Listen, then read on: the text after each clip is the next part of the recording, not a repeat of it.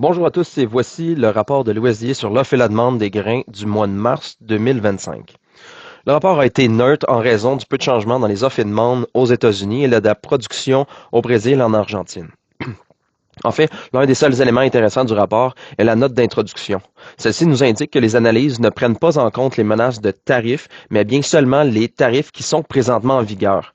Par conséquent, les tarifs américains sur le Canada et le Mexique ne sont pas pris en compte car l'application a été reportée jusqu'au 2 avril pour les produits qui respectent la CIUM, ce qui inclut les denrées agricoles.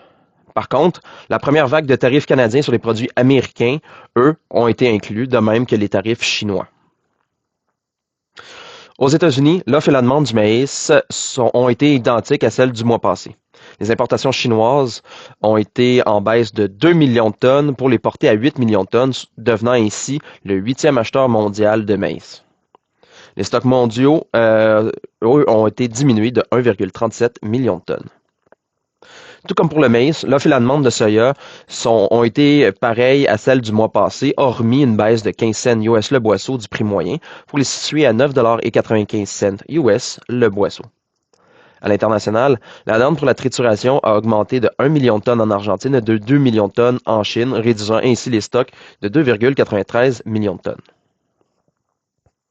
Aux États-Unis, quelques légers changements dans l'offre et la demande de blé ont occasionné une hausse des stocks de 25 millions de boisseaux pour les porter à 819 millions de boisseaux, soit le niveau le plus élevé depuis 2020. Sur l'échiquier mondial, la production australienne a été rehaussée de 2,11 millions de tonnes et les importations chinoises de blé ont chuté de 1,5 million de tonnes pour les établir à 6,5 millions de tonnes, soit le plus faible niveau depuis 2019. Les stocks mondiaux, eux, ont été renforcés de 2,52 millions de tonnes. Ceci était un résumé de notre analyse du rapport de l'USDA. J'espère que cela vous a plu. Pour lire la version complète, je vous invite à la consulter sur notre site internet au www.pgq.ca. Je donne rendez-vous dans un mois pour l'édition d'avril.